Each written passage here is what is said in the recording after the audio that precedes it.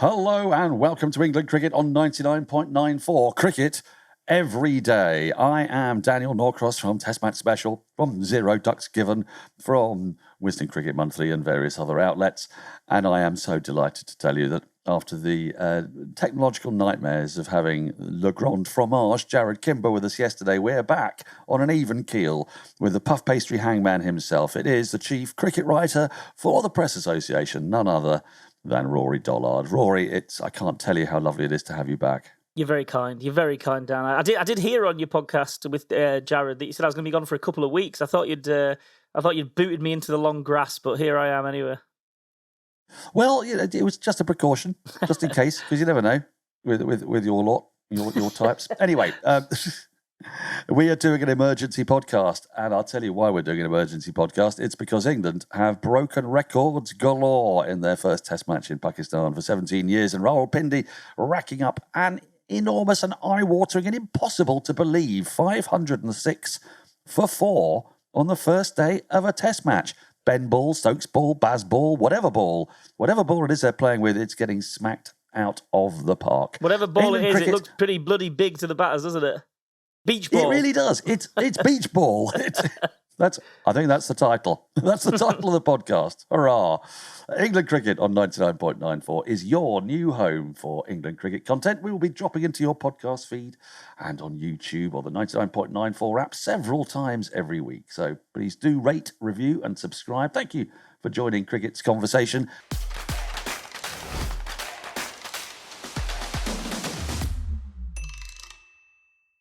It's going to be a bit of a free-form one today because we've got to run the rule over what has been an extraordinary day of Test cricket. Records galore, England's fastest 300, but the world's fastest 400, the world's fastest 500, 4 centurions, a poor old Pakistani bowler getting smacked for 162 on the first day of a Test match, a spinner at that. That's got to be a record. No one's prepared to answer my question on Twitter, but it has got to be a record. Rory Dollard, have you got any more records to add to that? Got fastest century by an England opener. Zach Crawley's nicked that off Graham Gooch by about 9 balls. I remember that innings, 1990. I used to have Graham Gooch's cricket on the Amiga 500 computer game. That's the only recollection I have of that. Harry Brook was actually well on track for England's fastest Test century. At one stage, I reckon, when he just hit the 6 fours in an over, he had 10 balls to get 15. And he would have got England's fastest ever century. And he was going at way beyond, 10 balls to get 15 looked like it was going to be a walk in the park. So he could have scored England's fastest ever Test century in his second Test innings. This is what we're dealing with today. Silliness across the board. And just to add to that, Rory, quickly. England have produced today alone 2 of the top 6 fastest hundreds. Yeah, for England, exactly. In one day. Yeah. And I mean, even Brooks' 6 fours in an over off Shaquille was the 5th incidence of that happening in men's Test cricket ever. And actually, and weirdly, that seemed small to me. I thought, given the sort of that didn't seem quite as many as I expected, but. 3 of the bowlers who've conceded 6 fours in an over are English. So we had Bob Willis, Matthew Hoggard, James Anderson have all conceded 6 fours in an over. And would I be right in saying that one of the first men to do it would have been Ian Botham at the Oval in 1986 against Derek first Sterling? Englishman. Don't believe Is so. He the first Englishman? No, first Englishman, yeah. Unless everything I've written this morning is incorrect. Let's hope that it is correct. I think it's Patil from India against Willis. It's Chris Gale. It's Jaya Surya. It's Sarwan. That's what I reckon my little list, my tally is. And now it's Harry Brook, the Keithley boy.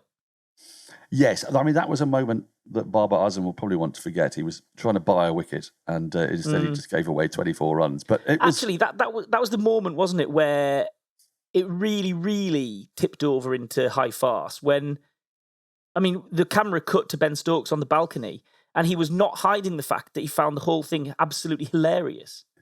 He wasn't, the sporting edge, the competitive edge had long since gone. He was at Panto, Harry Brooks hit 6 fours in an over. Oh, no, he hasn't. And Ben Stokes was there.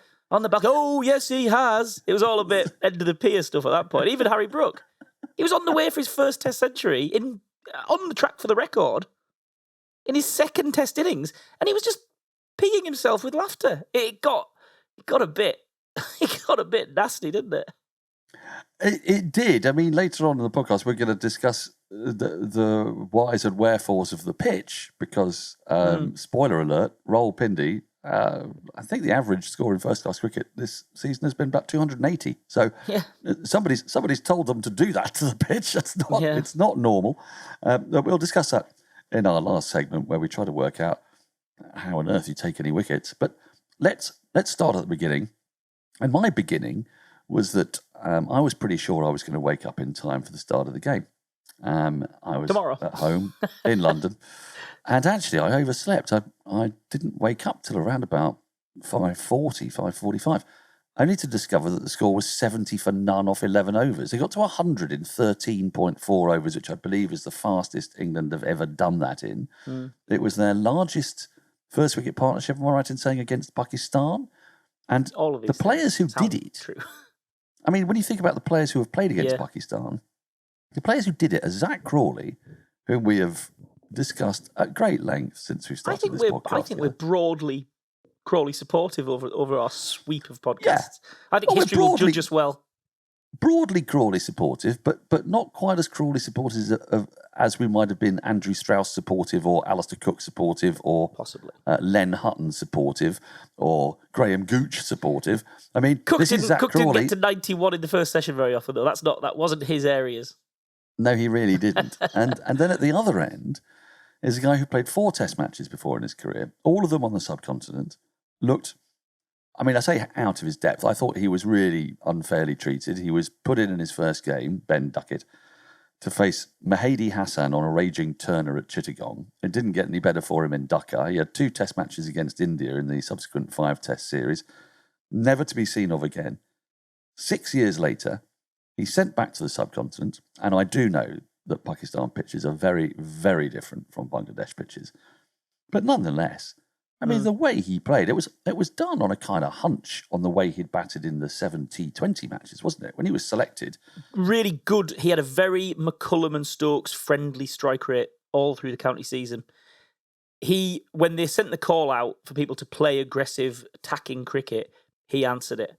And that probably was as much to do with it, because he did get into the squad, didn't he, just to the end of the season for the last Test match. He got in there. So I think the call on Duckett was probably already made before the T20s, but maybe the call to pick him ahead of Jennings, maybe that was swung by the T20s. But actually, it wasn't a given that he would succeed as opening the batting, because he was opening the batting, we suspect, because of how he played in the middle order of some T20s broadly against spin.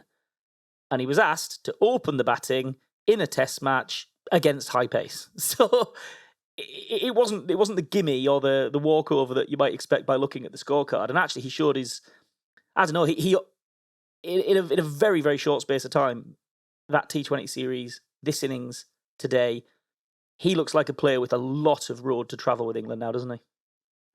Well, he really does, because England have always struggled with this second opener. We've known that ever since Andrew Strauss retired. It's a sort of hackneyed conversation. Can you name all the people who played with Cook? And then, subsequent to that, Zach Crawley having basically, I mean, not even a year with Alex Lees. He had the West Indies 10 tests back in February. Yep, and then he had the English summer. And then Alex Lees, we said, had been rather not shabbily treated, but he was one man who'd been dropped. You might say Matthew Potts as well, but actually dropped. Yeah. And when you looked at the numbers... Is that what you're saying? Well, I do wonder. Be kind of strange if it would be strange if Ben Stokes was anti-Durham. But if you look at his numbers last summer, they stacked up perfectly reasonably alongside Zach Crawley. And in fact, he showed a lot of attacking intent. We talked a bit about how his Test career might have been transformed by the second innings at Lord's, that Test against New Zealand when he came out and really belted it around a bit.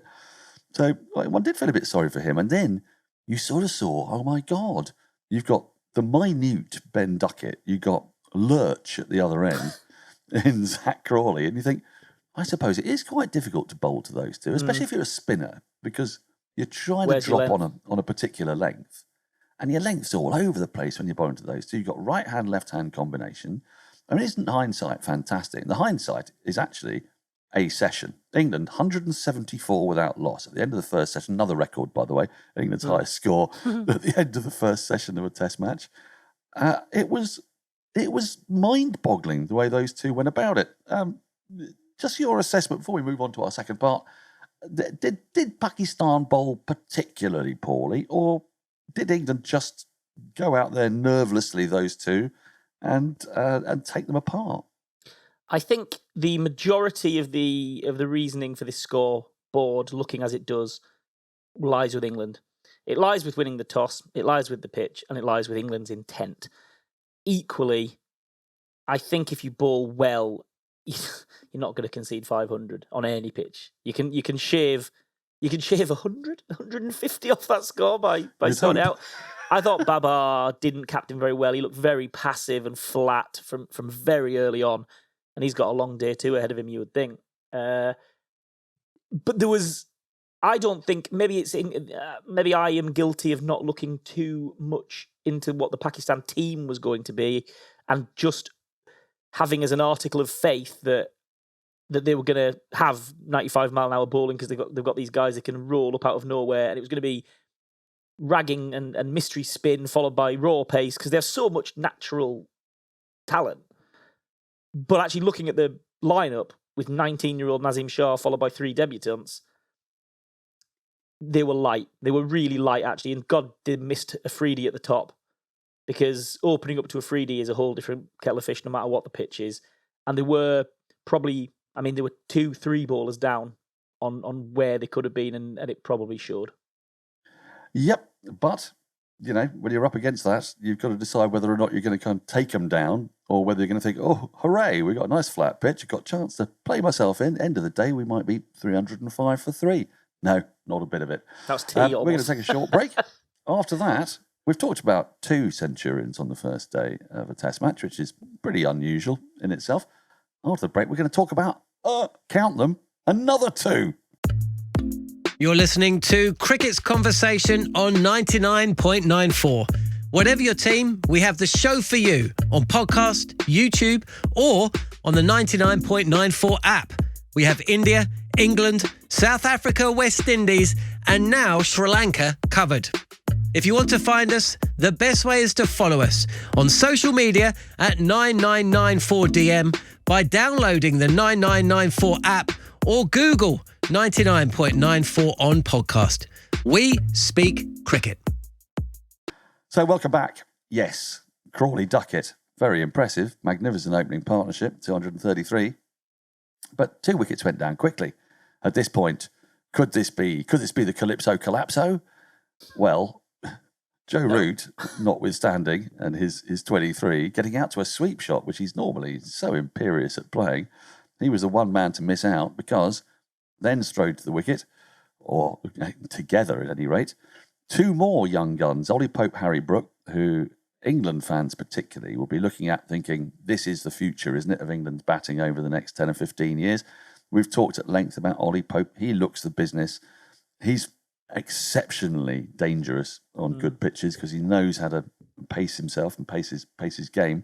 We didn't really know about Harry Brook in a test match because it's only really been this calendar year that he's come good in red ball cricket.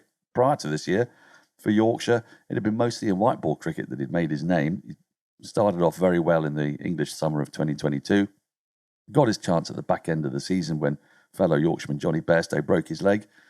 Then he comes out, and as you said, scores the second fastest 100 for England. Could so easily third, be I think. He slipped past Johnny Bairstow, beat him last year as well, yeah. That's right, yeah, that's right. Johnny Bairstow got 78 balls, didn't he? Third fastest 100. He and Ollie Pope in tandem. I wasn't sure that it was possible to go quicker than had gone before, but the ease and the effortless nature of it, there was no slogging, there was no desperate yearning, there was milking, there was driving, there was just total control from both of them. Let's start with Pope because he came in at 3. Yeah. He said himself at the end of the day, at the end of the day's play, he said, I was a bit out of sorts the first 30 balls. I'd seen everyone else bashing it around, and I thought I forgot that I needed to play myself in, which is a typical Ollie Pope thing to say after he's just scored 100. He's always finding something wrong with himself, that boy. When he played for me one of the most majestically beautiful innings, I suppose he was a little bit fidgety to start with, but my word, when he got into his stride, it was... I know the comparisons with Ian Bell are a bit hackneyed, but when he bats like Ian Bell, it's hard not to make the comparison with Ian Bell. It was just all good. It was all good. Those two guys came in, and actually, when you have such a big ball start, listen, England middle order batsmen for a number of years have got used to coming in at 20 for 3 or 8 for 2. Not nice positions. But actually, there is a little bit of jeopardy in coming in on such a fat score, because intensity, maybe, is it dialed down a bit because there's a bit of jeopardy has been removed from the situation. It's gone wrong hundreds of times. Anyone who's played has suffered a bit of bat rash and watched someone smack it and thinking, get me out there. Oh, I'm back in. Because that's the nature of the game sometimes. But those two guys, we could see them bat forever, couldn't we, the next few years? They're so talented. They played the situation beautifully. And again, I mean, Pope in particular didn't play anything out of his comfort zone. He just scored. He reeled off 100 in Pakistan without almost reaching in too far deep into his bag of tricks. Brook, a little bit more expansive. He got the sixes going. I mean, the fact that he's got 500 in the day, and there's only 3 sixes, and 2 of them came from Brook late on, really, says it all. And there was I reckon there was 310 runs in boundaries in the day, which is hefty. And Brook, listen, he was back to that guy that we didn't really get started in the World T20, did he? He was a little bit of a passenger in that story, but he had looked super, super, super confident in the T20s in Pakistan, and he was all over that today. He was hitting that inside-out extra cover hit. He was whipping the ball away off his legs, sort of wherever he deemed the gap to be. And it does feel like that's the first of many. I know it's the easiest thing to say that, once he's got one, that's the first of many. It feels like it's the first of many. And England, I don't know, if I'd have said to you that England were going to do this Baz ball, beach ball, bend ball, cricket ball thing, whack ball, sea ball, hit ball, and they were going to score 500 runs in a day. If I'd have said that they were going to do that with Joe Root not turning up and getting basically nothing in that total, and with the man who did more than anyone to manifest this philosophy, because McCullum and Stokes talked the philosophy, and Johnny Bairstow walked it, and Johnny Bairstow's not there. So the two men you would have said 6 months ago who were most likely to get to this preposterous end result, Root didn't really turn up. Bairstow literally didn't turn up. He wasn't even awake for the first session. He tweeted that he was, tweeted that he woke up to a happy scorecard. So they've done this on the back of an opening bat in Zach Crawley, who's been under the gun for quite a while, an opening bat in Ben Duckett, who has been out of the team for 6 years, a bloke, Ollie Pope, who's lived down his potential for most of his short test career and he's just finding his way now, and with Harry Brook, who England's social media account did flag him up as the golden boy in his second test innings. We're loading big things on his shoulders now. It's his second test innings, so he's got a test average of over 50 and counting, because he's still in. Just to pick up on a couple of things on your boundary count, 75 overs bowled today. England hit 73 fours and 3 sixes. What? That's a boundary every over on the first day of a test match. Absolutely ridiculous. Pick up another thing, Ollie Pope. This time last year, Ollie Pope was batting outside off stump and getting bowled behind his legs middle stump. What was beautiful to see today was his off stump, to be brutally honest with you. Got to see Ollie Pope's off stump, and you know what makes all the difference? Because he's an offside player. I mean, he's an all-round-the-wicket player, of course he is, but if you stand outside off stump and you can play glorious liquid shots like Ian Bell through the offside, you're not going to get the chance because the ball's not going to be wide enough. So it's absolutely marvellous to see him standing basically on kind of middle stump, wasn't it? You got to see his off stump. And lastly, before we move to the next section, I just want to ask you, Harry Brook playing PSL. You mentioned it again at the close of play, that playing PSL, I know it's a completely different form of cricket, but he said it's exactly the same pitch as we played on in the T20s, for example, in the warm-ups. The familiarity with surroundings, going to Pakistan, when England used to go to Pakistan back in the 80s, when Ian Botham would say terribly disparaging things about it, you wouldn't want to send your mother-in-law there and things like that. You would want to. Well, yeah. Sorry, you would, wouldn't you? Yes, that's right. Sorry, get it right. But, that sort of spoke to players who only went to Pakistan when there was a test tour on. And there weren't that many of them. If there was one every 4 years, I'd be surprised looking back through history. So there were unfamiliar surroundings, and there was this sense that, they were going there into this spooky other world. But actually, this England team has got a bunch of players who have been to Pakistan. England may not have been there for 17 years, but their players have been there, and they know the surroundings. How important do you think that is?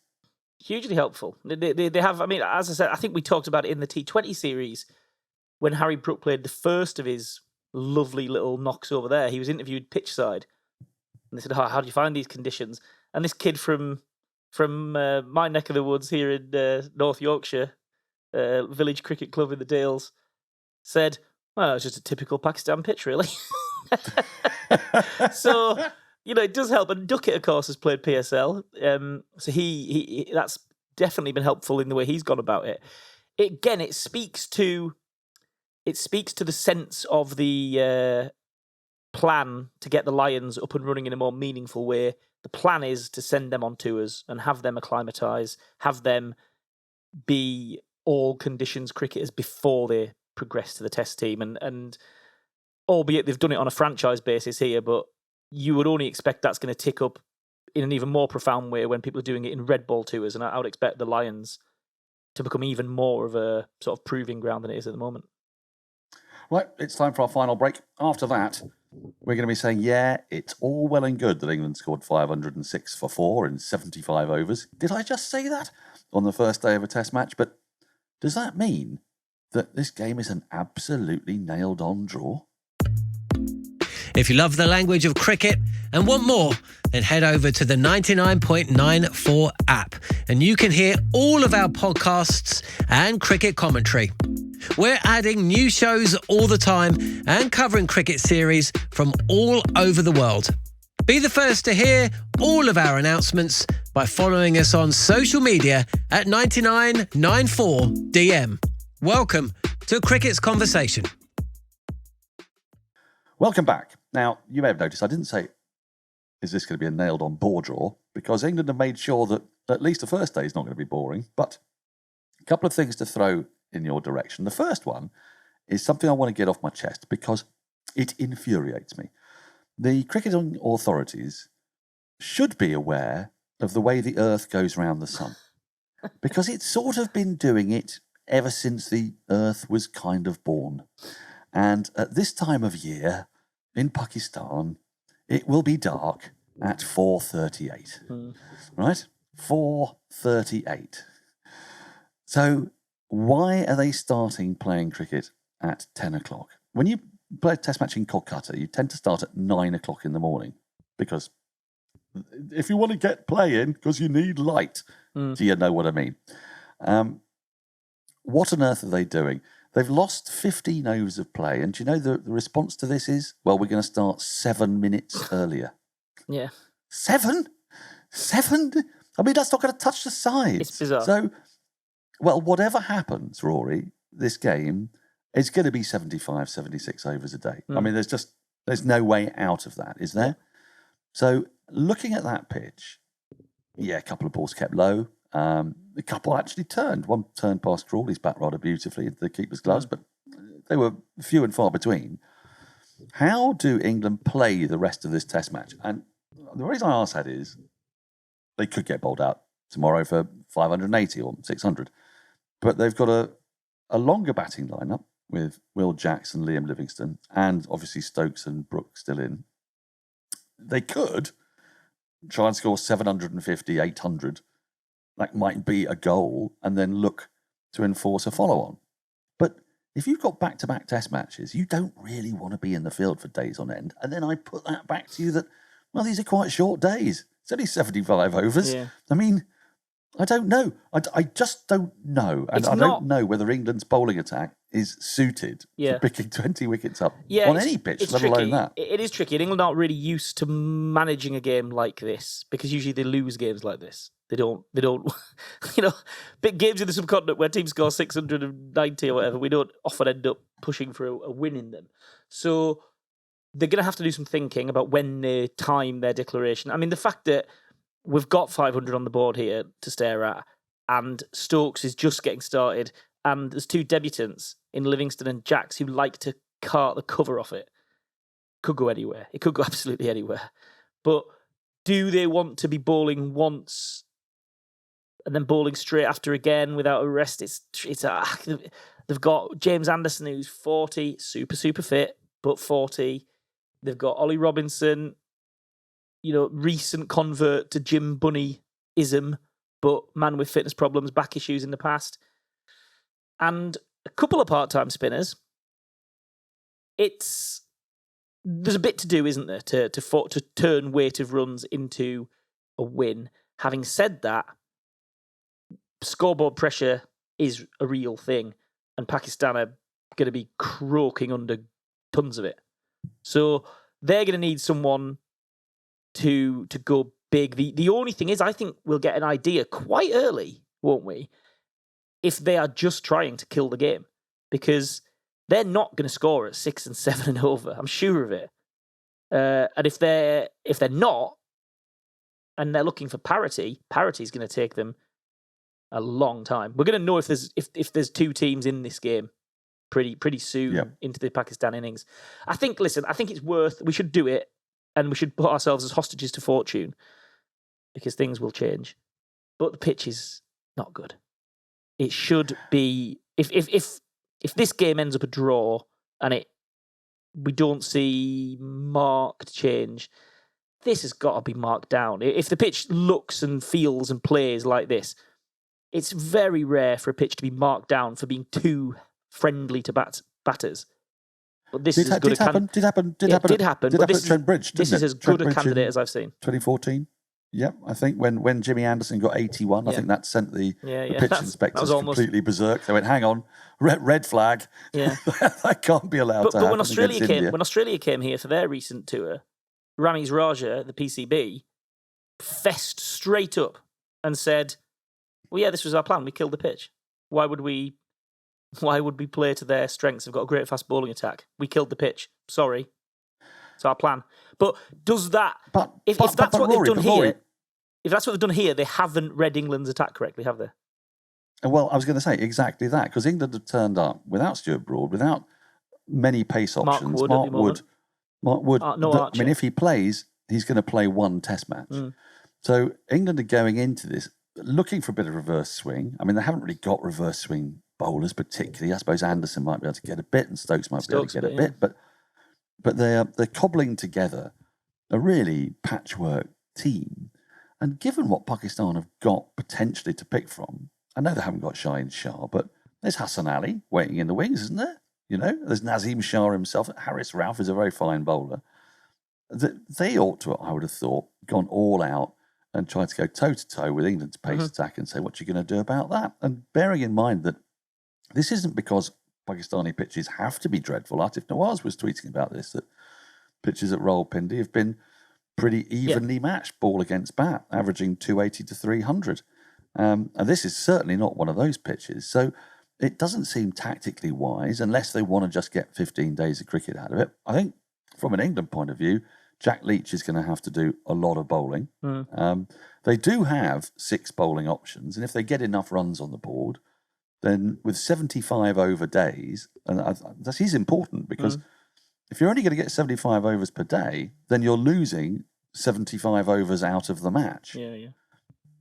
Which is a significant amount. I mean, basically gives you a 4-day and half a session match, which on an absolutely flat track doesn't give you a chance of a result, unless, I suppose, you score at 6.66 runs and over. Nothing is going to take away the shock and awe and the credit in the bank that England have collected from the way they've gone about it today. They've really, really put their foot to the floor, more so than anyone could expect them to, even on a belter of a pitch. But if this game falls to a pretty inevitable draw, if Pakistan knuckle down, or if England post a huge total and just get over the line, it'll be a tremendous act of self-sabotage by Pakistan, because they've served up, really, on day one. Pitches can redeem themselves. It was a shocker of pitch. It has no right. The rulings on pitches talk about an even contest between bat and ball. Well, we didn't see that. So whether they win the toss and bat, and they're 350 for 3 or 4 today, and they think they've done a good job, that's sort of counterfactual. That was one way life could have gone for them. But with a raw bowling attack full of debutantes, they've hobbled themselves. Yep. And actually, this was fun. This was a whole ton of fun, because England do things in an entertaining way, quite deliberately. It didn't need to be fun. It could have been stodgy as all hell, this. And England could have been scoring 3.5 and over and playing the percentages, and it would be a pretty poor advert for Test cricket. And that brings us full circle to the project of McCullum and Stokes.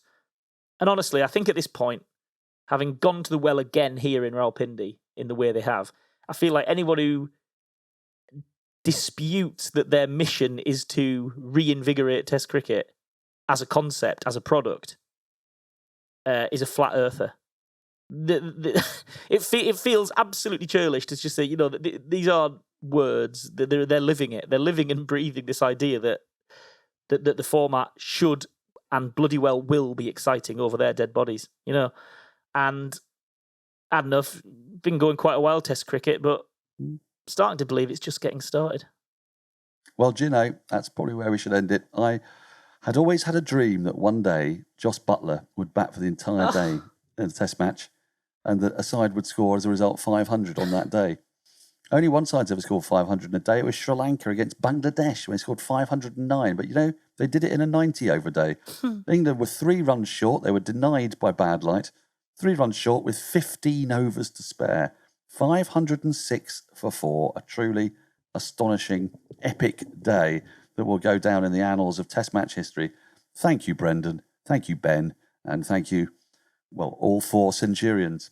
Don't know what you were doing about it, Joe. Take a long, hard look at yourself in the mirror. Thank you for listening to England Cricket on 99.94, where we speak cricket every day. Please rate, review, and subscribe wherever you enjoy your podcast. You can download the 99.94 app. Follow us on Twitter at Norcross Cricket, in my case, and Rory at the RVD. Never miss out. Join our 24/7 conversation on social media. Follow us at 9994DM Cricket every day, your way.